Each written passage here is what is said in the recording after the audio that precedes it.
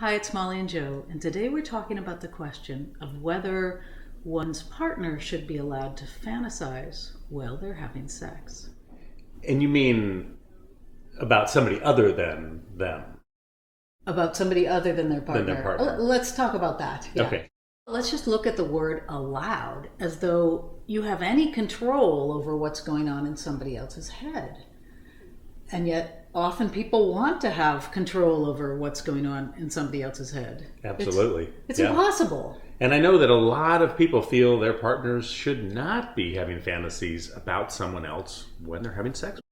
Let's look at an example. A couple we were working with, they'd been together, I think, 22 years. Mm-hmm. He was older and he said, I don't get erections that easily, and I have to fantasize in order to get an erection to be able to make love to my wife. So the question is, should he not be able to fantasize, thus not get an erection, thus not be able to make love to his wife? There can't help but be a little bit of resentment towards the partner who's saying you can and can't think these things. Right. It reminds me of the old sign, don't even think about parking here. Right. It seems like there's so much more opportunity if we acknowledge that, yes, we find other people attractive and it's okay, right? There's so much more connection to be had when we can have that in our relationship. Right? Because it's something that then we can talk about, as opposed to if we couldn't talk about it, okay, well, I got to keep this off over here separate from my partner, and if she's thinking about something, she has to keep it separate from me. There's no connection there in that particular realm.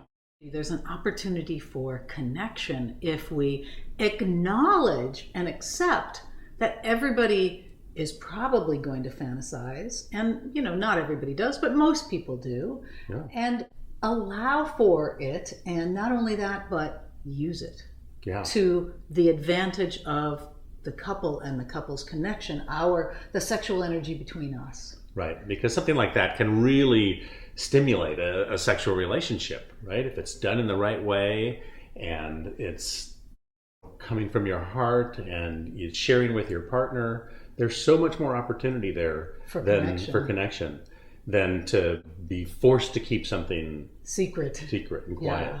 Obviously, that takes a strong connection, a safe space between the two of you, building of trust over time, sharing a small little fantasy and saying, oh, well, you received that very well. Well, maybe I'll experiment with telling you something a little bit more edgy than the one I told you last time. And I think that if you can do this, you'll find that your sexual connection just really increases and really becomes stronger. Mm-hmm.